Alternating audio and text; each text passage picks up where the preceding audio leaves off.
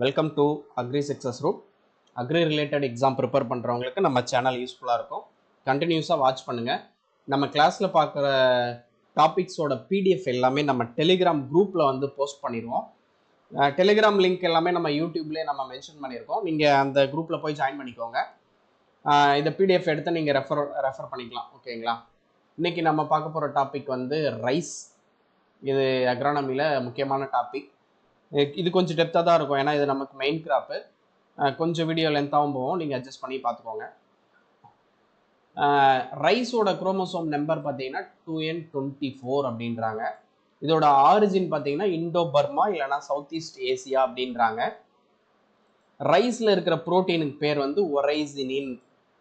அதே வந்து பாசுமதி ரைஸ் இருக்குல்ல, அதோட அரோமாவுக்கு ரீசன் என்னன்னு பார்த்தீங்கன்னா டைஅசிடைல் 1-புரோப்பைலைன் அப்படின்றாங்க. இது ஆல்ரெடி கேட்ட கொஸ்டின். அதுக்கப்புறம் கோல்டன் ரைஸ் வந்து ஜெனட்டிக்கலி மாடிஃபைடு ரைஸு. இதில் என்ன பண்ணுவாங்கன்னா, இந்த ரைஸில் வந்து விட்டமின் ஏ வந்து இருக்கும். ஓகேங்களா? இதை டெவலப் பண்ணது யாருன்னு பார்த்தீங்கன்னா இன்கோ பாட்ரிகஸ், பீட்டர் பேயர் அப்படின்ற 2 பேரும் வந்து சேர்ந்து இவங்களோட டீம் தான் வந்து இதை ரெடி பண்ணியிருக்கோம். இந்த கொஸ்டின்மே ஆல்ரெடி கேட்டிருக்காங்க. இதோட மெக்கானிசம் பார்த்தீங்கன்னா, இந்த ஜிஜிபிபின்றாங்களா, ஜெரனைல் டைபாஸ்பேட்ன்றது என்ன ஆகும்னா ஃபைட்டோயின் ஆகும், அடுத்து வந்து லைகோஃபீன் ஆகும், அதுக்கடுத்து வந்து பீட்டோகரோட்டினா வந்து கன்வெர்ட் ஆகும். இந்த பீட்டோகரோட்டின்றது வந்து பிளான்ட்ல வந்து பீட்டோகரோட்டின்வாங்க. இதே நம்ம ஹியூமன் அனிமல்ஸ் இதில் எல்லாமே விட்டமின் ஏன்னுவாங்க. பீட்டோகரோட்டின் வந்து நம்ம இன்டேக் பண்ணிட்டோம்னா நமக்கு விட்டமின் ஏவா வந்து அது கன்வெர்ட் ஆகிடும். ஓகேங்களா? இந்த ஜிஜிபிபி தான் வந்து பீட்டோகரோட்டினுக்கு வந்து கன்வெர்ட் ஆகுதுன்றாங்க. இந்த ஸ்டேட்மெண்ட் வந்து கரெக்டு தான். இது வந்து நம்ம அக்ரோபாக்டீரியம் மீடியேட்டட் ஜீன் டிரான்ஸ்ஃபர் மூலிமா தான் வந்து இந்த கோல்டன் ரைஸ் வந்து நம்ம ப்ரொடியூஸ் பண்ணியிருப்போம். ஓகேங்களா? அதுக்கப்புறம் வந்து ஃபெரிட்டின் ரைஸ், அயன் வந்து அதிகமாக ரிச்சாக இருக்கிற ரைஸ் வந்து நம்ம ஒன்று ப்ரொடியூஸ் பண்ணியிருக்கிறாங்க. அது வந்து ஹைப்ரிட் கோ9. இதில் வந்து அயன் கண்டென்ட் வந்து அதிகமாக இருக்கும். மிஸ்டர் ரைஸ் ஆஃப் இந்தியா அப்படின்னா father of hybrid rice in India. நல்லா நோட் பண்ணிக்கோங்க. இந்தியாவில் யாருன்னா சித்திக் அப்படின்றவரை சொல்கிறாங்க.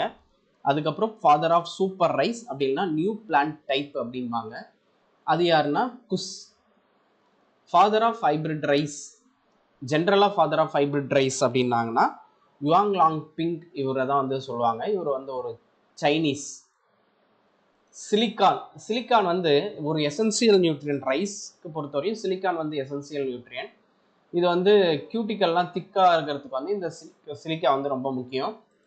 அதுவும் இல்லாமல் வந்து இன்செக்ட் அட்டாக் வந்து குறைக்கிறதுக்குமே வந்து இந்த சிலிக்கா வந்து யூஸ் ஆகுது அப்படின்றாங்க. ரைஸோட அல்லிங் பர்சன்டேஜ் பார்த்தீங்கன்னா 66%வாங்க. 2/3 ஆஃப் பேடி அப்படின்றாங்க. ஓகேங்களா? ரைஸ் வந்து நைட்ரஜனை அமோனிக்கல் ஃபார்மில் தான் வந்து எடுத்துக்கும். ஹைட்ரோதெர்மல் ப்ராசஸ் இது என்னன்னா, பார்பாயிலிங் பண்ணால் தான் விட்டமின் B12 வந்து ரைஸில் வந்து ரிட்டைன் ஆகுன்றாங்க. ஓகேங்களா? நேஷ்னல் ரைஸ் ரிசர்ச் இன்ஸ்டிடியூட் அது எங்கே இருக்குன்னா கட்டக், ஒடிஷாவில் இருக்குது. இது ஆல்ரெடி கேட்டாங்க. அதே மாதிரி வந்து Indian Institute of Rice Research, இதை வந்து டைரக்டரேட் ஆஃப் ரைஸ் ரிசர்ச்னுவாங்க. இது வந்து ஹைதராபாத்தில் இருக்குது, 1965. ஓகேங்களா? அடுத்த இன்டர்நேஷ்னல் ரைஸ் ரிசர்ச் இன்ஸ்டிடியூட், இது வந்து எங்கே இருக்குன்னா மணிலா, பிலிப்பைன்ஸில் இருக்குது. இதோட இயர் வந்து முக்கியம், நீங்கள் பார்த்துக்கோங்க. 1960 கேட்க வாய்ப்பு இருக்குது. அதே பேடி ப்ரீடிங் ஸ்டேஷன் வந்து கோயம்புத்தூரில் ஒன்று இருக்குது. அதுக்கப்புறம் ரைஸ் ரிசர்ச் ஸ்டேஷன் திருவள்ளூரில் ஒன்று இருக்குது. Tamil Nadu rice research institute TRRI, இது வந்து ஆடுதுறையில் இருக்குது. அதுக்கப்புறம் அக்ரிகல்ச்சுரல் ரிசர்ச் ஸ்டேஷன் வந்து பவானி சாகரில் ஒன்று இருக்குது. ரைஸ் ப்ரொடக்ஷன் அதிகமாக இருக்கிறது எங்கன்னா வெஸ்ட் பெங்கால். ப்ரொடக்டிவிட்டி அதிகமாக இருக்கிறது எங்கன்னா பஞ்சாப். ப்ரொடக்டிவிட்டினா என்னன்னு தெரியும்னு நினைக்கிறேன். ப்ரொடக்ஷன்னா அதிகமாக ப்ரொடியூஸ் பண்ணுறது, ப்ரொடக்டிவிட்டினா பர் ஹெக்டரில் வந்து எவ்வளோ அதிகமாக எங்கே ப்ரொடியூஸ் ஆகுதோ அதுதான் ப்ரொடக்டிவிட்டி அப்படிம்பாங்க. இந்த கொஷின் வந்து ஆல்ரெடி கேட்ட கொஷின் தான். 5 to 12 mm வாட்டர் வந்து டெய்லி வந்து தேவைப்படுது ரைஸ்க்கு. ஏன்னா அது வந்து எவப்போ டிரான்ஸ்பிரேஷன் லாஸை வந்து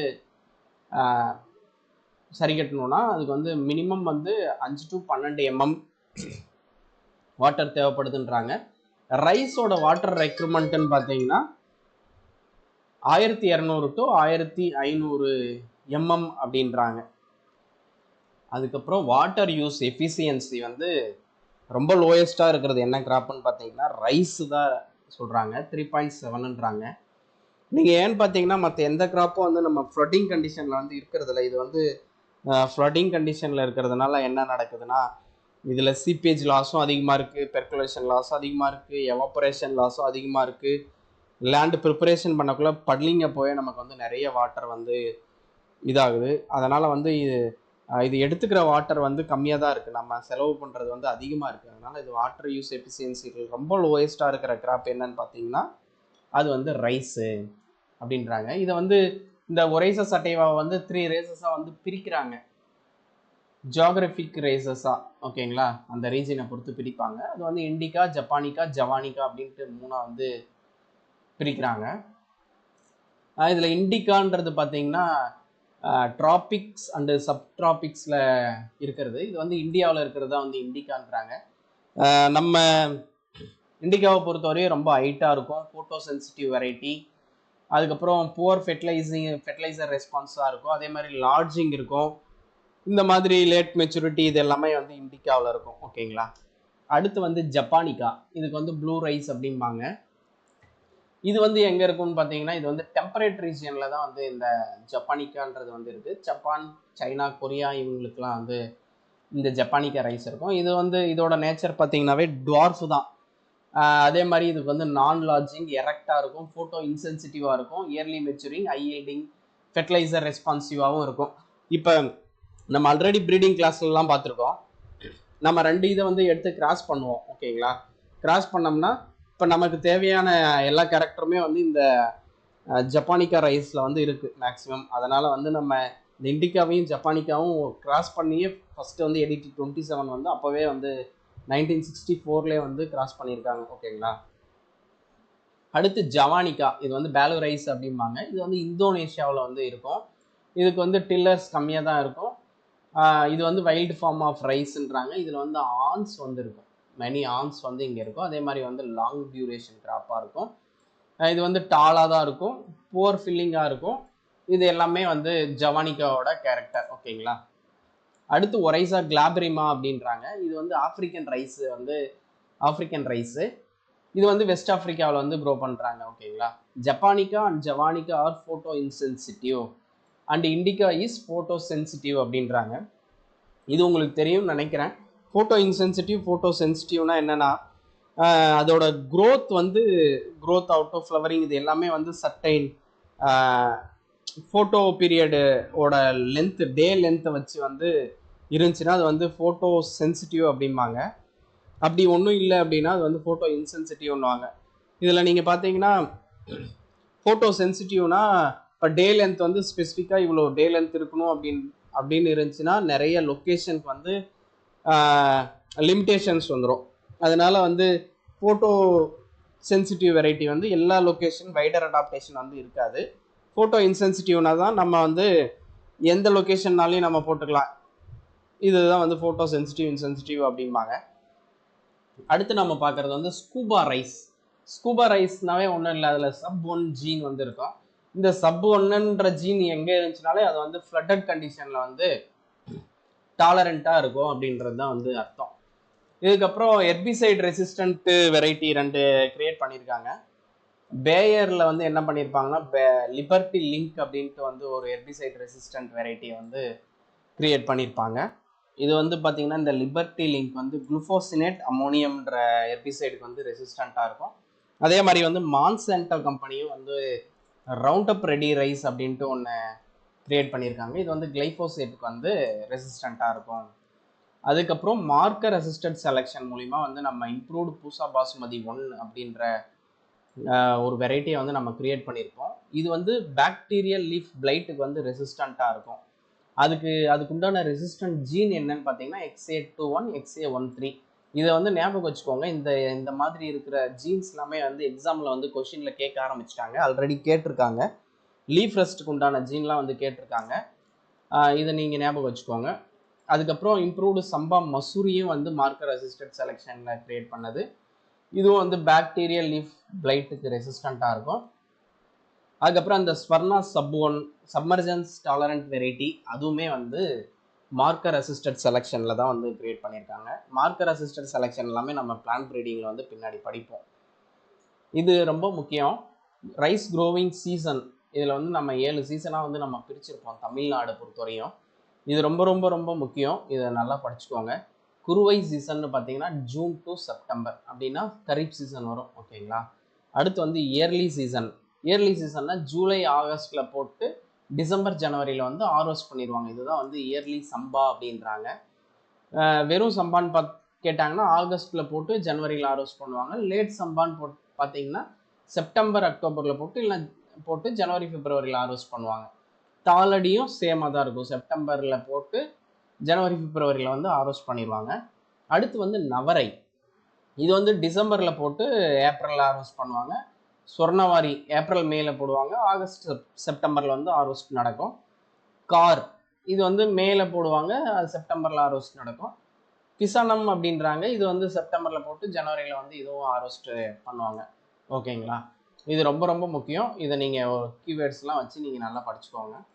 அடுத்து வந்து குறுவை, நவரை, சொர்ணவாரி இது எல்லாமே இதில் போடுற எல்லா வெரைட்டியுமே வந்து ஷார்ட் டூரேஷன் வெரைட்டி தான் வந்து குறுவை, நவரை, சொர்ணவாரி இது எல்லாத்துக்கும் போடுவாங்க. ஷார்ட் டூரேஷன் வெரைட்டினா கிட்டத்தட்ட 90லேருந்து 120 நாளுக்கு உள்ளே இருக்கணும். ஓகேங்களா. எக்ஸாம்பிள் பார்த்தீங்கன்னா கோ51. அடுத்து வந்து லேட் சம்பா, தாளடி இதில் வந்து மீடியம் டியூரேஷன் வெரைட்டி வந்து போடுவாங்க. மீடியம் டியூரேஷன் வெரைட்டினா 120லேருந்து 140 நாள் வரையும் இருக்கும். இதுக்கு வந்து ஒயிட் பொன்னி எக்ஸாம்பிளாக வச்சுக்கோங்க. அடுத்து வந்து சம்பா சீசனில் வந்து லாங் டியூரேஷன் வெரைட்டி தான் போடுவாங்க. லாங் டியூரேஷன் வெரைட்டினா கிட்டத்தட்ட 140லேருந்து 180 நாள் 6 மாதம் வந்துடும். இது வந்து பொன்மணின்ற வெரைட்டியை வந்து போடுவாங்க. பொன்மணி இன்னொரு பேர் வந்து CR1009. ஓகேங்களா. பிபிடியுமே வந்து லாங் டியூரேஷன் வெரைட்டி தான். பிபிடி 5204. இந்த பிபிடி வந்து ஃபோட்டோ சென்சிட்டிவ் வெரைட்டி தான் நினைக்கிறேன். அடுத்து வந்து first dwarf variety of rice developed in வேர்ல்டில் வந்து ஃபஸ்ட்டு டுவார்ஃப் வெரைட்டி வந்து TN1 தைச்சங் நேட்டிவ் 1 அப்படிம்பாங்க. இது வந்து தாய்வானில் வந்து ஃபஸ்ட்டு இது பண்ணியிருப்பாங்க. First yielding dwarf variety in world வந்து இது வந்து ஃபஸ்ட்டு டுவார்ஃப் வெரைட்டினா TN1. ஐல்டிங் டுவார்ஃப் வெரைட்டினா IR8 இது ரொம்ப ரொம்ப முக்கியமானது. இது வந்து மிராக்கல் ரைஸ் இன் இந்தியா அப்படிம்பாங்க. இது வந்து 2 ரைஸை வந்து கிராஸ் பண்ணியிருப்பாங்க. பீட்டா, டிஜி உஜன்னு. இந்த பீட்டான்றது வந்து இந்தோனேஷியன் வெரைட்டி. இந்தோனேஷியன் டால் வெரைட்டி. இந்தோனேஷியன்னாவே டால் வெரைட்டி தான் வரும். ஆணும் இருக்கும் எல்லாமே இருக்கும் அதில். இந்தோனேஷியன் டால் வெரைட்டி. அது டிஜி ஊஜன் அப்படின்றது வந்து சைனீஸோட டுவார்ஃப் வெரைட்டி. அது டாலு, இது டுவார்ஃப். இந்தோனேஷியன் டால் வெரைட்டி அது, இது சைனீஸ் டுவார்ஃப் வெரைட்டி. இது ரெண்டையும் கிராஸ் பண்ணியிருப்பாங்க. இது ரெண்டையும் கிராஸ் பண்ணி வந்த IR8 வந்து எப்படி இருக்குன்னா இது வந்து டாலாக தான் இருக்கும், ரெசிஸ்டண்ட்டாக இருக்கும், லார்ஜிங்க்கு ரெசிஸ்டண்ட்டாக இருக்கும். அதே மாதிரி ஃபெர்டிலைசர் வந்து ரெஸ்பான்சிவும் நல்லாயிருக்கும். இதுதான் வந்து IR8. அடுத்து வந்து BLB ரெசிஸ்டன்ட் எதுன்னு பார்த்தீங்கன்னா TKM6 வந்து BLBக்கு ரெசிஸ்டண்ட்டாக இருக்குது. அதே மாதிரி சலைன் டாலரண்ட்னு பார்த்தீங்கன்னா IR8 வந்து இந்த IR8 வந்து சலைனுக்கு டாலரண்ட்டாக இருக்குது. அடுத்து வந்து லூனிஸ்ரீன்ற ஒரு வெரைட்டியுமே டாலரண்ட்டாக இருக்குன்றாங்க. சூப்பர் ரைஸ் வெரைட்டி இதை வந்து லூனிஸ்ரீ அப்படின்றாங்க. Suitable for water logged condition இது வந்து பங்கஜ் ஜல்மஹான் இது எல்லாமே வந்து வாட்டர் லாக்டு கண்டிஷன்ன்றாங்க. இதெல்லாம் ஒரு முறை நீங்கள் வாட்ச் வைங்க, உங்களுக்கு ஞாபகம் வந்துடும். இதே மாதிரி அயன் டாக்ஸிசிட்டிக்கு வந்து டாலரண்ட்டாக இருக்கிறது வந்து பால்குனா அப்படின்றாங்க இந்த வெரைட்டி. அடுத்து வந்து ஏரோபிக் ரைஸ் வெரைட்டிஸ் வந்து PMK3, PMK4 இது எல்லாமே ஏரோபிக் ரைஸ் வெரைட்டின்றாங்க. VGD1 இந்த VGD1ன்றது வந்து சீரக சம்பாவை வந்து நான் ரீப்ளேஸ் பண்ணுறேன் அப்படின்னு சொல்லிட்டு வந்து கண்டுபிடிச்சாங்க. ADT 43யும் சீரக சம்பாவையும் கிராஸ் பண்ணிட்டு.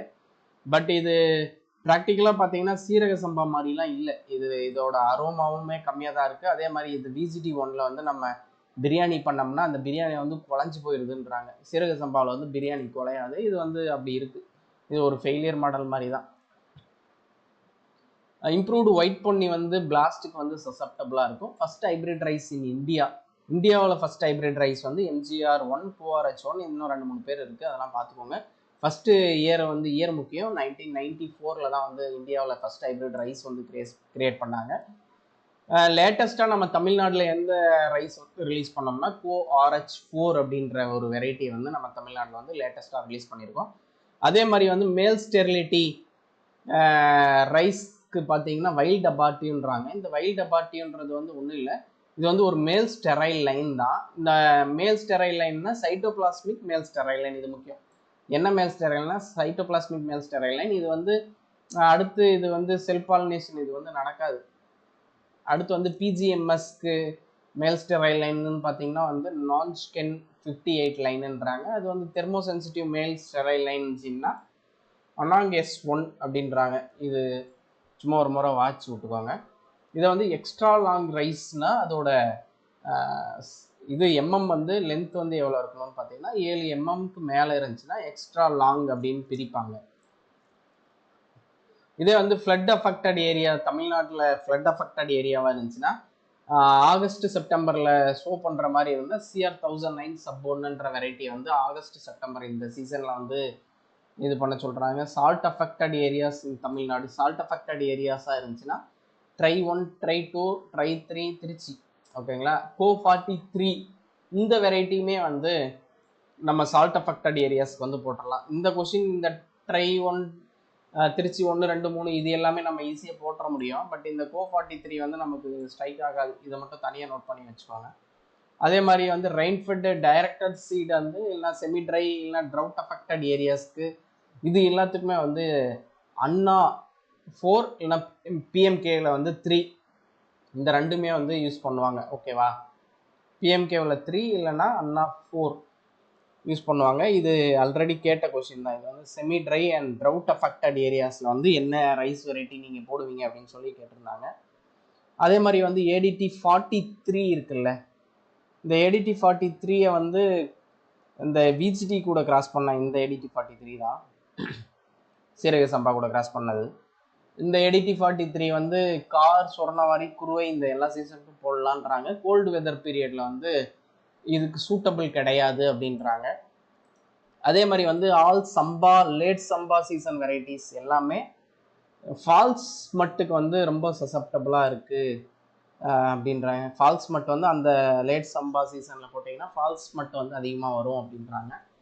இது வந்து நான் சும்மா கொடுத்துருக்கேன். ஷார்ட் டியூரேஷன் வெரைட்டினா எக்ஸாம்பிளுக்காக கொடுத்துருக்கேன். ஷார்ட் டியூரேஷன் வெரைட்டினா less than 120 days, medium duration வெரைட்டினா 120 to 140 டேஸு, லாங் டியூரேஷன் வெரைட்டினா 160 டேஸ் அப் டு அதாவது 150 to 160 டேஸ்க்கு வந்துடும் அப்படின்றாங்க. இதுக்கு எக்ஸாம்பிள்ஸ்லாம் வந்து நான் கொடுத்துருக்கேன். நீங்கள் ஒரு முறை வாட்ச் வச்சுக்கோங்க. அப்படி இது கஷ்டமாக இருந்துச்சுன்னா லாங் டியூரேஷன் வெரைட்டி மட்டுமாச்சும் நீங்கள் வாட்ச் வச்சுக்கிறது நல்லது. டிரான்ஸ்பிளான்டட் படல்டு லோலேண்ட் ரைஸ் அப்படின்றாங்க. இதுலேருந்துலாம் கொஷின்ஸ் வந்து கேட்டிருக்காங்க. இப்போ நர்சரின்னு பார்த்தீங்கன்னா இது நார்மலாக ப்ராக்டிஸ் பண்ணுறது தான். நர்சரியில் வந்து 20 சென்ட் வந்து நர்சரி தேவைன்றாங்க. ஒரு ஹெக்டர் பிளான் பண்ணுறதுக்கு 800 மீட்டர் ஸ்கொயர், ஓகேங்களா. சீட் ரேட்னு பார்த்தீங்கன்னா லாங் டியூரேஷன்னா 30 kg, மீடியம் டியூரேஷன்னா 40 kg, ஷார்ட் டியூரேஷன்னா 60 kg வந்து நம்ம இது பண்ணோம். இது ஹைப்ரிட்ஸ்னால் 20 kg வந்து சீட்ஸ் வந்து தேவைப்படுது. நம்ம இந்த seed rate, fertiliser, nursery area, spacing இது எல்லாமே நம்ம ஒரு வீடியோவில் வந்து சீட் ரேட் ஸ்பேஸிங்னே நம்ம தனியாக ஒரு வீடியோ போட்டிருக்கோம் அக்ரானமியில். அதில் வந்து எல்லா கிராப்புக்கும் நம்ம சேர்ந்து போட்டு அந்த இதில் தான், அந்த PDF மெட்டீரியலில் தான் நான் வந்து டிஎன்பிஎஸ்சியில் கேட்ட கொஸ்டின் எல்லாமே மார்க் பண்ணியிருக்கேன். அதனால் இந்த வீடியோவில் வந்து இந்த இதில் வந்து இந்த மெட்டீரியலுக்குள்ளே வந்து அந்த டிஎன்பிஎஸ்சி இதை வந்து மார்க் பண்ணல. நான் அங்கே மட்டும்தான் மார்க் பண்ணியிருக்கோம். நீங்கள் வந்து அங்கே ரெஃபர் பண்ணுறீங்கன்னா அது ரொம்ப நல்லதாக இருக்கும். நீங்கள் இதை காட்டிலும் அந்த ஏரியா ஸ்பேஸிங் இதுக்கு வந்து நீங்கள் அந்த வீடியோவை ரெஃபர் பண்ணிக்கோங்க. அந்த பிடிஎஃப்மே நான் ஆல்ரெடி போட்டிருந்தேன், டிஸ்கிரிப்ஷன்லேயே போட்டிருந்தேன். நான் டெலிகிராம் குரூப்பில் கூட நான் திரும்பவும் ஷேர் பண்ணி விட்றேன், ஓகேவா. வாட்டர் மேனேஜ்மெண்ட் பார்த்தீங்கன்னா ஃபஸ்ட்டு என்ன பண்ணணும்னா drain the water 18 to 15 hours after sowing. இது வந்து ஃபஸ்ட்டு என்ன பண்ணுவோன்னா நம்ம இது வந்து நர்சரி வாட்டர் மேனேஜ்மெண்ட்டில் வந்து நம்ம ஃபஸ்ட்டு விதையை போட்டு தண்ணி பெருசாக நிற்காது, ஜஸ்ட் வெட்டாக இருக்கும். 5 நாளுக்கு வந்து அப்படி தான் இருக்கும். அடுத்து வந்து 5 நாளுக்கு அப்புறம் வந்து அதோட growth வந்து 3 நாள்லேயே வந்து சீடு வந்து நல்லா ஸ்ப்ரவுட் ஆகி வந்துடும். அதோட growthக்கு அந்த டிபெண்டிங் அந்த growth-ஐ வச்சு நம்ம வந்து என்ன பண்ணுவோம்னா 1.5 சென்டிமீட்டர் வந்து ஃபஸ்ட்டு நம்ம நிற்கிற அளவுக்கு நம்ம வாட்டர் பண்ணுவோம். அதுக்கடுத்து வந்து 2.5 சென்டிமீட்டர் வந்து நம்ம டெப்த் வந்து வாட்டர் வந்து நர்சரியில் வந்து மெயின்டைன் பண்ணோம். ஓகேங்களா? அடுத்து நியூட்ரியன்ட் மேனேஜ்மெண்ட். இப்போ பார்க்குறது எல்லாமே நர்சரி. ஓகேவா?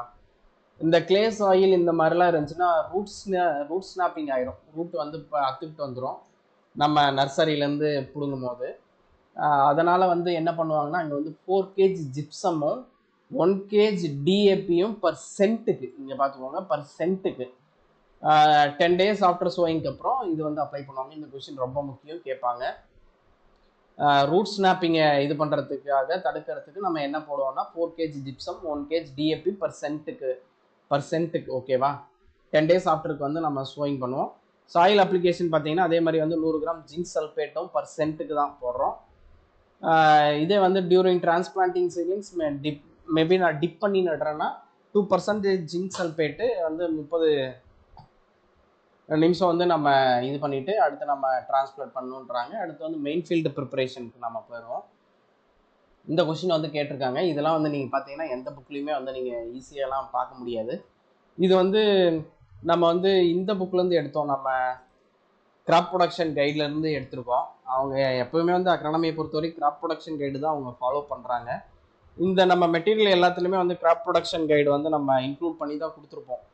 ஏன்னா மற்ற நீங்கள் கிராப் ப்ரொடக்ஷன் கைடு எடுத்திங்கன்னா 500-600 பேஜ் வந்துடும். நீங்கள் அது ஃபுல்லாக ரெஃபர் பண்ண முடியாது. இந்த இதை நீங்கள் பண்ணிங்கன்னா அது ரெஃபர் பண்ணணும் தேவையில்லை. முக்கியமான பாயிண்ட்ஸ் எல்லாமே நம்ம உள்ளே கொண்டு வந்துட்டோம். இதில் பார்த்தீங்கன்னா நம்ம பட்டில் பண்ணக்குள்ள வந்து நம்மளை பொறுத்தவரையும் பேடினாவே 5 சென்டிமீட்டர் வாட்டர் டெப்த் வந்து மெயின்டைன் பண்ணணுன்ற மாதிரி நமக்கு அது காலேஜ்லேருந்தே பதிஞ்சிருக்கும். ஆனால் பட்லிங் பண்ணப்போ நம்ம எவ்வளோ மெயின்டைன் பண்ணோம்னா 2.5 சென்டிமீட்டர் வந்து வாட்டர் டெப்த்தை மெயின்டைன் பண்ணோம். இது வந்து சீட்லிங் ட்ரான்ஸ்ஃபர் பண்ணுறதுக்கு வந்து ஷார்ட் டூரேஷனாக இருந்தால் 18 to 22 நாள் சீட்லிங் வந்து நம்ம ட்ரான்ஸ்ஃபர் பண்ணலாம், டிரான்ஸ்பிளான்ட்டு. இதே மீடியம் டியூரேஷன்னா 25 to 30 நாள், 35 to 40 நாள் வந்து லாங் டியூரேஷன் வெரைட்டிக்கு வந்து வரும். ஓகேவா? இது வந்து நம்ம புல் அவுட் சீட்லிங் வந்து 4 லீப்ஸ் ஸ்டேஜில் வந்து பிடுங்கி நட சொல்கிறாங்க. அதை காட்டிலும் 3 லீப்ஸ் ஸ்டேஜாக இருந்தால் நமக்கு வந்து டில்லர்ஸ் வந்து அதிகமாக ப்ரொடியூஸ் பண்ணும் அப்படின்றாங்க. இதே 5 லீப் ஸ்டேஜாக இருந்துச்சுன்னா அது வந்து அதோட பர்ஃபார்மன்ஸு ஈல்டே வந்து குறையும் அப்படின்னு சொல்கிறாங்க. இதை வந்து இது என்ன சொல்கிறாங்கன்னா 2 to 3 சீட்லிங்ஸ் பர் ஈல் வந்து ஷார்ட் டியூரேஷனாக இருந்தால் 2 to 3 சீட்லிங்ஸ் வந்து போடுங்கன்றாங்க. மீடியம் டியூரேஷனாக இருந்தால் 2 சீட்லிங்ஸ் போட்டாவே போதுன்றாங்க. இதே வந்து ஷாலோ பிளான்டிங்ன்றாங்க. ஷாலோ பிளான்டிங்னா 3 சென்டிமீட்டருக்குள்ளே வந்து நம்ம பிளான் பண்ணணும். அப்படி வச்சோம்னா மோர் டில்லர்ஸ் வந்து அதிகமாக வருதுன்றாங்க. இதே டீப்பர் பிளான்டிங்னா 5 சென்டிமீட்டர் கீழே வந்து நம்ம பிளான் பண்ணிட்டோம்னா அது என்ன பண்ணோம்னா எஸ்டாப்ளைஷ்மெண்ட்டுக்குமே வந்து டிலே ஆகுது, டில்லர்ஸுமே வந்து ரெடியூஸ் ஆகுது அப்படின்றாங்க. இந்த கொஸ்டின் ரொம்ப முக்கியம். மினிமம் ரோ ஸ்பேசிங் வந்து நம்ம 20 சென்டிமீட்டர் விடணும். எப்போனா இந்த கோனோ வீடரை வச்சு நம்ம களை பறிக்கணும் அப்படின்னா வந்து 20 சென்டிமீட்டர் வந்து மினிமம் ரோ ஸ்பேசிங் விட்டால் தான் நம்மளால் அந்த கோனோ வீடரை வந்து ஹேண்டில் பண்ண முடியும். இந்த இதெல்லாம் வந்து நம்ம அந்த இன்னொரு வீடியோவிலே கூட நம்ம கொடுத்துருக்கோம். இதை நீங்கள் ஒரு முறை பார்த்துக்கோங்க. இந்த பிளான்ட் சீட்லிங்ஸ், இந்த மீடியம் ஃபெர்டிலிட்டி, ஹை ஃபெர்டிலிட்டி சாயிலோட ஸ்பேசிங் என்னன்றது வந்து இங்கே கொடுத்துருக்காங்க. நீங்கள் இதை ஒரு முறை வாட்சிக்கோங்க. ஏஜ்டு சீட்லிங் நம்ம நட்டுட்டோம்னா அது எப்படி மேனேஜ் பண்ணணுன்றது வந்து இங்கே கொடுத்துருக்காங்க. மீடியம் டு லோ ஃபெர்டிலிட்டி சாயிலோட ஸ்பேஸ் வந்து நம்ம இங்கே இது பண்ணிக்கணும். அதே மாதிரி வந்து 2 to 3 சீட்லிங்ஸ் பர் ஈல் வந்து நம்ம இங்கே பிளான் பண்ணணும். நைட்ரஜன் வந்து 50% வந்து நம்ம அதிகப்படுத்தி வந்து நம்ம இங்கே கொடுக்கணுன்றாங்க. ஏஜ்டு சீட்லிங் நம்ம பிளான் பண்ணிட்டோம்னா. கேப் ஃபில்லிங்ன்றது வந்து இங்கே கொடுத்துருக்காங்க. 7 to 10 days ஆஃப்டர் பிளான்டிங்குள்ளே நம்ம பண்ணணும் அப்படின்றாங்க. If green manure raised at 50 kg seeds per hectare in situ incorporate depth of 15 cm using green manure trampler அப்படின்றாங்க. இது சம்டைம்ஸ் என்ன பண்ணுவாங்கன்னா கிரீன் மேன்யூர் சீட்ஸையும் சேர்த்து விதைச்சிட்டு அது வந்து நம்ம இன்கார்பரேட் பண்ணி விட்டுருவாங்க. இதுதான் வந்து அப்படி பண்ணணும்னா கிட்டத்தட்ட ஒரு 50 kg சீட்ஸ் வந்து ஒரு ஹெக்டருக்கு தேவை அப்படின்னு வந்து இங்கே சொல்லியிருக்காங்க.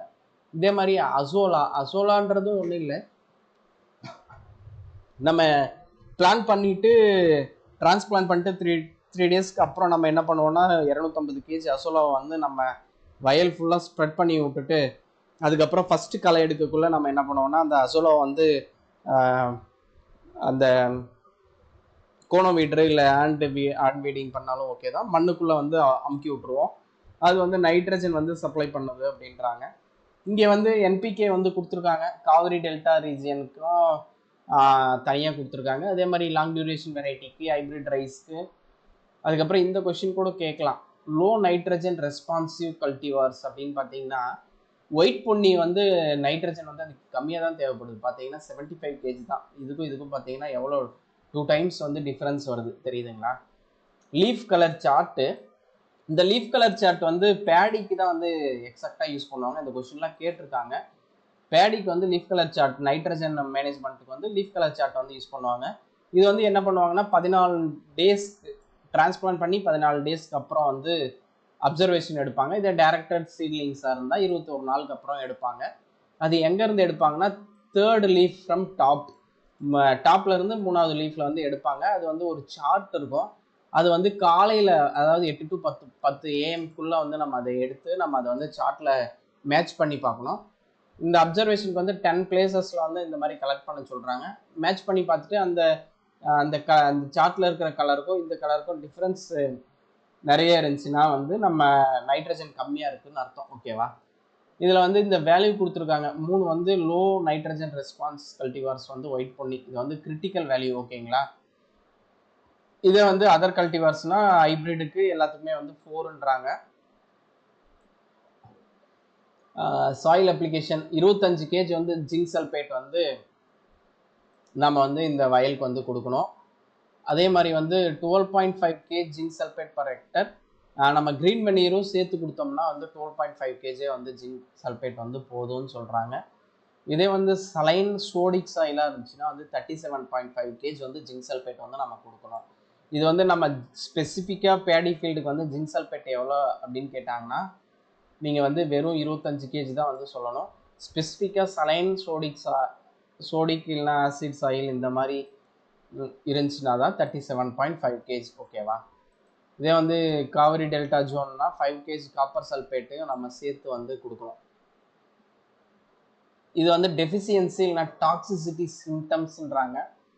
இது வந்து நம்ம ஆல்ரெடி நமக்கு எல்லாருக்குமே தெரிஞ்சது தான். மெக்னீசியமாக இருந்தால் வந்து குளோரோட்டிக் ஒயிட்டு டிப்ஸ் வந்து வரும். இது நம்ம எல்லாரோட வயல்லையுமே நம்ம அதிகமாக வந்து நம்ம இந்த மெக்னீசியம் டெஃபிசியன்சியை வந்து நம்ம பார்க்கலாம். வயலில் நட்ட ஃபஸ்ட்டில் வந்து இது வந்து தெரியும். இதே நைட்ரஜன் டெஃபிசியன்சினா ஸ்டண்ட்டாக இருக்கும், எல்லோ அப்பியரன்ஸாக இருக்கும். இதெல்லாம் நீங்கள் கொஞ்சம் வீடியோவை பாஸ் பண்ணிவிட்டு படிச்சுக்கோங்க, ஏன்னா வீடியோ லென்த்தாக போயிட்டுருக்கு. இதே வந்து பொட்டாசியம் டெஃபிசியன்சினாவே ப்ளூயிஷ் கிரீன் லீவ்ஸ் வந்து வரும். இது எல்லாமே நீங்கள் ஒரு முறை பார்த்துக்கோங்க. அதே மாதிரி வந்து கிரைன் ஃபார்மேஷனும் வந்து போராக தான் இருக்கும், லார்ஜிங்கும் நடக்கும் பொட்டாசியம் கம்மியாக இருந்துச்சுன்னா. அதே மாதிரி ஜிங்க் டெஃபிசியன்சினா ப்ரௌன் ரஸ்டி அப்பியரன்ஸ் இருக்கும். காப்பர் டெஃபிசியன்சி, குளோரோட்டிக் ஸ்ட்ரீக்ஸ் வந்து 2 சைடுமே இருக்கும். அயன் டாக்ஸிசிட்டி இருக்குது. அதே மாதிரி வந்து இது எல்லாமே நீங்கள் ஒரு முறை படிச்சுக்கோங்க. அடுத்து வந்து சாய்ஸ் ஆஃப் ஃபெர்டிலைசர். இது வந்து அமோனிக்கல் ஃபார்மில் தானே வந்து இந்த பேடி வந்து எடுத்துக்குது அப்படின்னு நம்ம சொன்னோம். அப்படி பார்த்தீங்கன்னா இதுக்கு வந்து ஃபஸ்ட்டு ரெக்கமெண்டட்னு பார்த்தீங்கன்னா அமோனியம் சல்ஃபேட்டு, அடுத்து ammonium chloride, ammonium sulphate nitrate, அடுத்து யூரியா கேன், இதெல்லாமே நம்ம யூஸ் பண்ணுங்க அப்படின்றாங்க. ஸ்லோ ரிலீஸ் ஃபெர்டிலைசர் IBDU அப்படின்றாங்க. ஐசோபியூட்டிலைன் டை யூரியா அப்படின்றாங்க. அப்படி அது இல்லைனா யூரியா ஃபார்மால்டிஹைடு இல்லைனா sulphur coated urea, neem coated urea, இது எல்லாமே ஸ்லோ ரிலீஸ் நைட்ரஜன் ஃபெர்டிலைசர் அப்படின்றாங்க. இல்லை நைட்ரிஃபிகேஷன் இன்ஹிபிட்டார்ஸ் அப்படின்றாங்க. இது என்ன பண்ணுன்னா நைட்ரோசோமோனாஸ் இல்லை நைட்ரோபாக்டருமே வந்து நைட்ரிஃபிகேஷன் இன்ஹிபிட்டார் ஆக்ட் ஆகும். அப்படி இல்லைனா கெமிக்கல்னு பார்த்தீங்கன்னா AM என்சரு 2-குளோரோ 6-ட்ரைக்ளோரோமித்தில் ஃப்ரிடின் அப்படின்றாங்க. இதெல்லாம் வந்து நம்ம பெருசாக யூஸ் பண்ணுறதுல இந்தியாவிலே இல்லைன்றாங்க. கைரா ஜிங்க் டெஃபிசியன்சி வந்து இந்த கொஸ்டின் கேட்டிருக்காங்க, கைரா டிசீஸு. இதை வந்து நம்ம ரெக்டிஃபை பண்ணோம்னா அந்த 5 கேஜி ஜிங்க் சல்ஃபேட் வந்து நர்சரி ஸ்டேஜில் வந்து கொடுக்கணுன்றாங்க. இல்லைன்னா 0.5% வந்து நம்ம ஸ்ப்ரே பண்ணலாம் அப்படின்றாங்க. இது என்னன்னு நீங்கள் இதெல்லாம் ஒரு முறை படிங்க. ப்ரௌனிங் ஆஃப் ரைஸ் இது வந்து அயன் டாக்ஸிசிட்டினால வந்து வரும் அப்படின்றாங்க. அதே மாதிரி அக்காய்ச்சி டிசீஸ் இந்த கொஸ்டின்லாம் வந்து கேட்டிருக்காங்க. H2S டாக்ஸிசிட்டியாக இருந்துச்சுன்னா வந்து அக்காய்ச்சி டிசீஸ் வந்து வரும்ன்றாங்க. ஓகேவா? ஹைட்ரஜன் சல்ஃபைடு ஓகேவா அப்படின்னா என்ன நடக்கும்னா black crown and root rot வந்துடும். இதனால் வந்து நியூட்ரியன்ஸ் வந்து அப்சர்வ் பண்ண முடியாது அப்படின்றாங்க அக்காய்ச்சி டிசீஸில். ஓகேவா? ஹைட்ரஜன் சல்ஃபைடு இருக்கிறதுனால. அயன் டாக்ஸிசிட்டி இருந்துச்சுன்னா ப்ரௌனிங் ஆஃப் ரைஸ்ன்றாங்க. அதே மாதிரி வந்து PPFM இது வந்து பிங்க் பிக்மெண்டட் ஃபெக்கல்டேட்டிவ் மெத்திலோட்ராப்ன்றது வந்து இது வந்து எவ்வளோ நம்ம பண்ணோன்னா கிட்டத்தட்ட 200 கிராம் 10 கேஜிக்கு வந்து 200 கிராம். இதே சாயில் அப்ளிகேஷன்னா 2 கேஜி வந்து நம்ம இந்த பாக்டீரியாவை யூஸ் பண்ணுவோம். இதே வந்து புட்டாக்ளோர் யூஸ் பண்ணலாம். நம்ம எர்பிசைடாக சில எர்பிசைட்ஸ்லாம் நம்ம இங்கே கொடுத்துருக்கோம். பிஸ்பாரிபேக், சோடியம் இதெல்லாம் வந்து இயர்லி போஸ்ட் எமர்ஜென்சி எர்பிசைட். இந்த புஷனிங் அப்படின்றாங்க. இந்த புஷனிங்கிறது வந்து ஒன்றும் இல்லை. இது என்னென்னா இது வந்து ஒரு ட்ரெடிஷ்னல் மெத்தட் ரைஸ் கல்டிவேஷன் தான். இவங்க என்ன பண்ணுவாங்கன்னா விதைச்சி விட்ருவாங்க. ரைஸை வந்து ரெயின்ஃபெட் கண்டிஷனில் வந்து விதைச்சி விட்ருவாங்க. விதைச்சி விட்டு என்ன பண்ணுவாங்கன்னா 4 to 6 வீக்ஸ்க்கு அப்புறம் வந்து 5 to 10 சென்டிமீட்டர் ஸ்டாண்டிங் வாட்டரில் என்ன பண்ணுவாங்கன்னா கிராஸ் ஃப்ளோ பண்ணி விட்ருவாங்க. இப்படி கிராஸ் ஃப்ளோ பண்ணுறதுனால என்ன நடக்கும்னா வந்து ரொம்ப நெருக்கமாக விதைச்ச இடத்துல வந்து அதுவே வந்து களைச்சி எடுத்துருவாங்க, தின்னிங் பண்ணிடுவாங்க. ஓகேங்களா? அதுவும் நடக்கும். அதுக்கப்புறம் அதே மாதிரி வந்து வீட் கண்ட்ரோலும் வந்து நடக்கும். அதே மாதிரி வந்து சாயிலுக்கு வந்து ஏரேஷனும் கிடைக்கும். ஆப்டிமைஸ் கிராப் ஸ்டாண்டுன்றாங்க. அதே மாதிரி வந்து நமக்கு வந்து எவ்வளோ ஸ்பேஸில் வந்து நமக்கு தேவையோ அது மாதிரி வந்து அதுக்கேற்ற மாதிரி வந்து இங்கே வந்து பேடி வந்து இருக்கும். ஓகேவா? அடுத்து வந்து ப்ரௌன் மென்யூரிங்ன்றாங்க. ப்ரௌன் மென்யூரிங்னா ஒன்றும் இல்லை, ரைஸ் கூட வந்து டென்ஸாக வந்து கலந்து விட்டுருவாங்க. கலந்து 25லேருந்து 30 நாளுக்கு அப்புறம் வந்து எர்பிசைடை போட்டும் இது பண்ணுவாங்க. அப்படி இல்லைன்னா நம்ம வந்து ஏதாச்சும் ஒரு ட்ராம்ப்ளரை வச்சு கூட நம்ம இது பண்ணிக்கலாம். அதை தான் இங்கே சொல்கிறாங்க. அடுத்து வாட்டர் மேனேஜ்மெண்ட்டுன்னு பார்த்தீங்கன்னா இது வந்து இந்த கேஜ்வியில் வந்து நம்ம போட்டு ஃபஸ்ட்டு நம்ம ப்ளோ பண்ணணும். அப்படி பண்ணால் தான் நம்மளால் வந்து வாட்டரை வந்து தேக்கி வைக்க முடியும். நம்ம வந்து கேஜ்வில் போட்டு படில் பண்ணாமல் விட்டோம்னா நம்மளால் வந்து வாட்டரை வந்து ஸ்டோர் பண்ணி வைக்க முடியாது. அதாவது 5 சென்டிமீட்டர் வந்து வாட்டரை மெயின்டைன் பண்ண முடியாது. மெயின்டைன் வந்து ஃபஸ்ட்டு படில் பண்ணுறப்போ வந்து இந்த கொஷின் கேட்ட கொஷின் தான். 2.5 சென்டிமீட்டர் வந்து படில் பண்ணணும். அதுக்கப்புறம் டிரான்ஸ்பிளான்ட் பண்ணி 7 டேஸ்க்கு வந்து 2 சென்டிமீட்டர் வாட்டரை வந்து மெயின்டைன் பண்ணுவாங்க. அதுக்கப்புறம் 5 சென்டிமீட்டர் வாட்டரை வந்து மெயின்டைன் பண்ணுவாங்க கிராப் வளர்ந்தப்புறம். இந்த கொஸ்டின் கேட்ட கொஸ்டின் ரொம்ப முக்கியமான கொஸ்டின். இது எல்லாமே அந்த கிராப் ப்ரொடக்ஷன் கைடில் தான் வந்து இருக்கும்.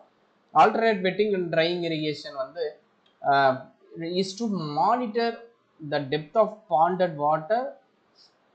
ஃபீல்டு லெவலில் எதை யூஸ் பண்ணுவாங்க அப்படின்னு வந்து கொஸ்டின் கேட்டிருக்காங்க. Field water tube. இது வந்து ஒன்றும் இல்லை, இங்கே இதுதான் பார்த்தீங்கன்னா ஃபீல்டு வாட்டர் டியூப்பு. இதை தான் வந்து ஃபீல்டு வாட்டர் டியூப்ன்றாங்க. இது என்னென்னா இந்த மாதிரி ஒரு பைப் எடுத்துக்குவாங்க. இந்த பைப்பில் வந்து இந்த ஒரு 30 சென்டிமீட்டர் பைப்பாக இருக்கும். இதில் வந்து 15 சென்டிமீட்டருக்கு வந்து இந்த மாதிரி ஹோல்ஸ் வந்து போட்டுருவாங்க. ஹோல்ஸ் போட்டு என்ன பண்ணுவாங்கன்னா இந்த பேடி ஃபீல்டுக்குள்ளே வந்து இந்த 15 சென்டிமீட்டர் வந்து உள்ளே போகிற மாதிரி வந்து வச்சுருவாங்க. 15 சென்டிமீட்டர் உள்ளே போயிடும், 15 சென்டிமீட்டர் வந்து தண்ணிக்கு வெளியே நிற்கும். இது வந்து alternate wetting and drying method இல்லையா?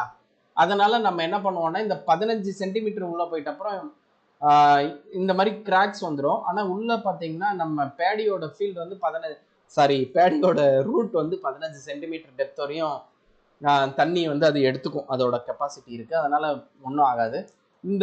இந்த பைப்பு இங்கே பார்த்தீங்கன்னா தெரியும், 15 சென்டிமீட்டர் வாட்டர் வந்து எவ்வளோ தூரம் உள்ள 15 சென்டிமீட்டர் கீழே போயிடுச்சு, ஃபுல்லாகவே வாட்டர் இல்லை அப்படின்னா நம்ம திரும்ப வந்து இதுக்கு வந்து இரிகேட் பண்ணோம். இதுதான் வந்து ஃபீல்டு வாட்டர் டியூப்ன்றாங்க. உங்களுக்கு புரிஞ்சிருக்கும்னு நினைக்கிறேன்.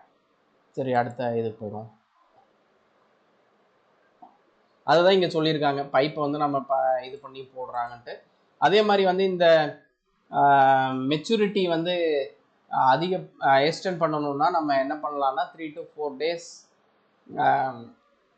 தள்ளி வைக்கணும்னா கிட்டத்தட்ட நம்ம 20% NaCl வந்து ஹார்வெஸ்ட்டுக்கு முன்னாடி வந்து ஸ்ப்ரே பண்ணுங்கன்றாங்க. ஏன்னா இப்போ மழை வர மாதிரி இருக்குது, உடனே யாரோஸ் பண்ண முடியாது அப்படின்னா நீங்கள் வந்து NaCl வந்து 20% ஸ்ப்ரே பண்ணிங்கன்னா ஒரு 3 to 4 டேஸ்க்கு வந்து அது தாக்கு பிடிக்கும். ஓகேங்களா? அதுக்கு டிரான்ஸ்பிளான்டட் ஹைப்ரிட் ரைஸ் அப்படின்றாங்க.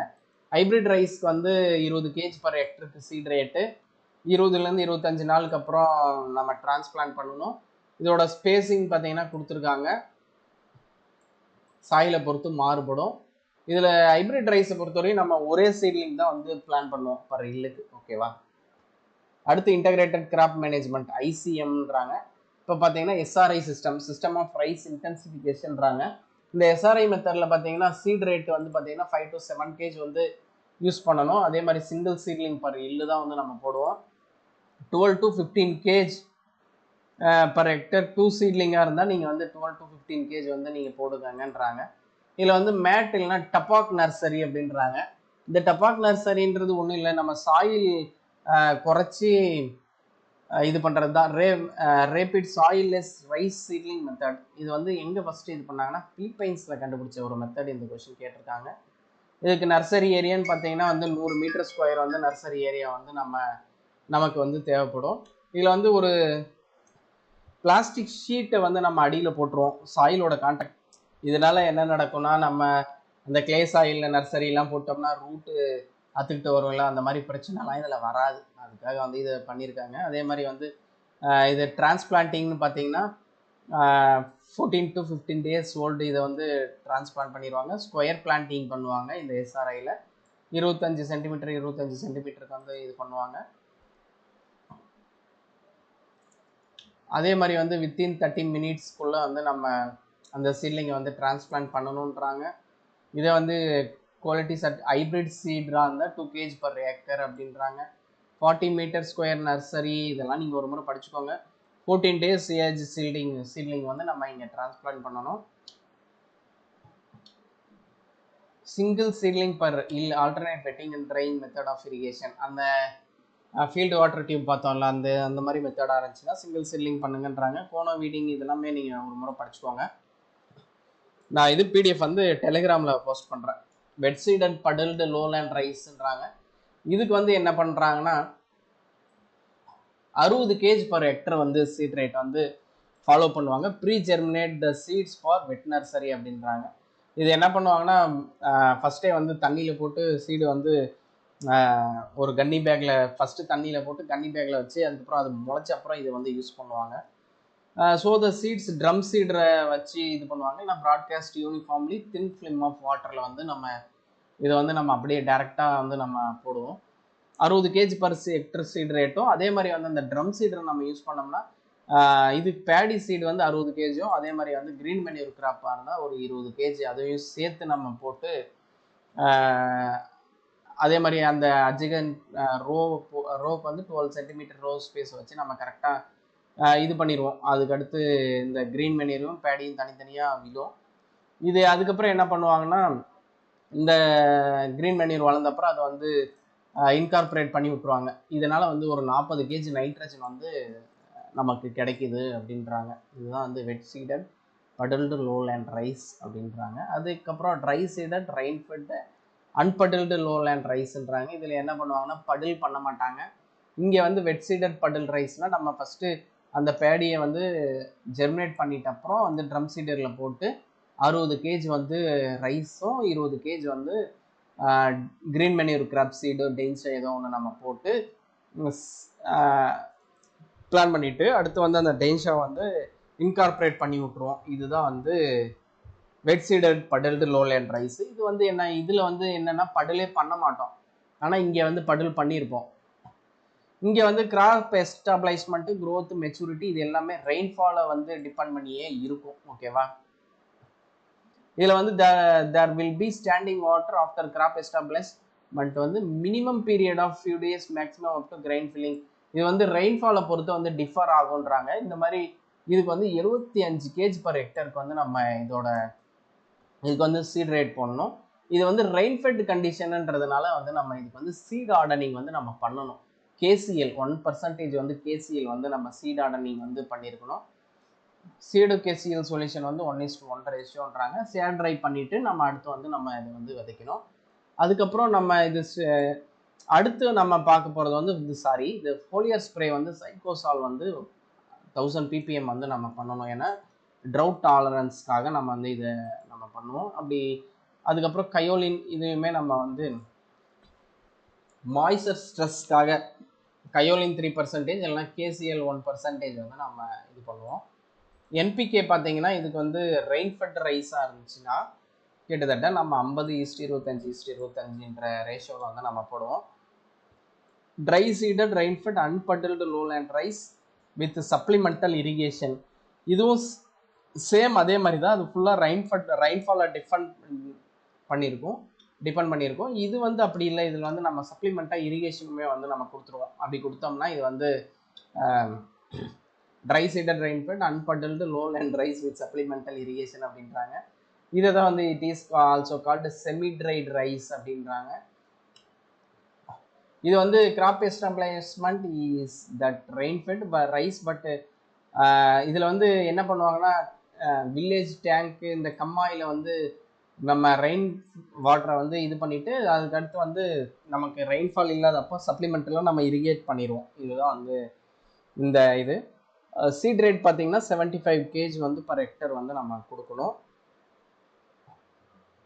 இதுக்கு வந்து பிளாங்கெட் ரெக்கமெண்டேஷன் பார்த்தீங்கன்னா 75, 25, 37.5 kg NPK வந்து சொல்கிறாங்க. அடுத்து வந்து பார்க்குறது இந்த கொஸ்டின் வந்து கேட்டிருக்காங்க, try seeded irrigated அன்பட்டில்டு lowland rice. இதையும் வந்து செமி ட்ரை ரைஸ்ன்னு வாங்க. மேலே இருக்கிறதும் செமி ட்ரை ரைஸ்ன்னு தான் சொல்லுவாங்க, இதையும் செமி ட்ரை ரைஸ்ன்னு தான் சொல்லுவாங்க. இதுக்கும் அதுக்கும் பெரிய வித்தியாசம்லாம் ஒன்றும் கிடையாது, மோரார்லெஸ் வந்து சேம் தான். இது என்ன பண்ணுவாங்கன்னா the dry seeding of rice followed by supplemental irrigation during peak vegetative and reproductive phase. அதாவது என்ன பண்ணுவாங்கன்னா அதே தான் இதுவுமே என்ன பண்ணுவாங்கன்னா ஏதாச்சும் ஒரு இந்த கேனல் வாட்டர் இந்த மாதிரி ஏதாச்சும் இந்த திறந்து விடுவாங்க நமக்கு. அந்த டைமில் வந்து அதை ஸ்டோர் பண்ணி வச்சுக்கிட்டு நம்ம வந்து இந்த வெஜிடேட்டிவ் பேஸும் அந்த ரீப்ரொடக்டிவ் அந்த முக்கியமான பேஸஸில் வந்து நம்ம வந்து சப்ளிமெண்டல் இரிகேஷன் வந்து நம்ம கொடுத்துருவோம். இதுதான் வந்து dry seeded irrigated low land rice அப்படி அன்பட்டில்டு லோலேண்ட் ரைஸ்ன்றாங்க. இது வந்து செமி ட்ரை ரைஸ்ன்றாங்க. இந்த கொஸ்டின் வந்து கேட்டிருக்காங்க. இதுக்கு வந்து பிளாங்கெட் ரெக்கமெண்டேஷன் வந்து கொடுத்துருக்காங்க 75, 50, 37.5ன்றாங்க. அடுத்து பார்க்க போகிறது வந்து ஏரோபிக் ரைஸ். இதில் கேட்கலாம் ஒரு பாசிபிலிட்டான கொஸ்டின் என்னென்னா வந்துட்டு ஏரோபிக் ரைஸ் வந்து சூட்டபிள் வெரைட்டின்னு பார்த்தீங்கன்னா PMK R3 இந்த வெரைட்டி வந்து யூஸ் பண்ணுறாங்க. இதுக்கு வந்து ஸ்பேஸிங் கொடுத்துருக்காங்க. இதுக்கு வந்து இன்டர்கிராப் வந்து நம்ம டென்ஸாக பண்ணுவோம். ஃபெர்டிலைசர் டோஸ் வந்து கொடுத்துருக்காங்க. இதில் வந்து surface drip fertigation, subsurface drip பயோகேஷன் அப்படின்றாங்க. இது என்ன பண்ணுவாங்கன்னா ட்ரிப் இரிகேஷன் வந்து நம்ம இங்கே வந்து கொடுப்போம் இந்த ஏரோபிக் ரைஸில். இது வந்து சப்சர்ஃபேஸில் வந்து நம்ம கொடுப்போம். இது வீடியோவை பாஸ் பண்ணிட்டு நீங்கள் லைட்டாக படிச்சு பாருங்கள், உங்களுக்கு புரியும். வீடியோ லென்த் ஆகிடுச்சு. அடுத்து வந்து ரைஸ் பிரானு. இந்த ரைஸ் பிரான் வந்து 12% வந்து ப்ரோட்டீன் இருக்கும், 15% வந்து ஃபேட் இருக்குது. இது ரைஸ் பிராண்ட்லேருந்து ஆயில் வந்து எடுப்பாங்க.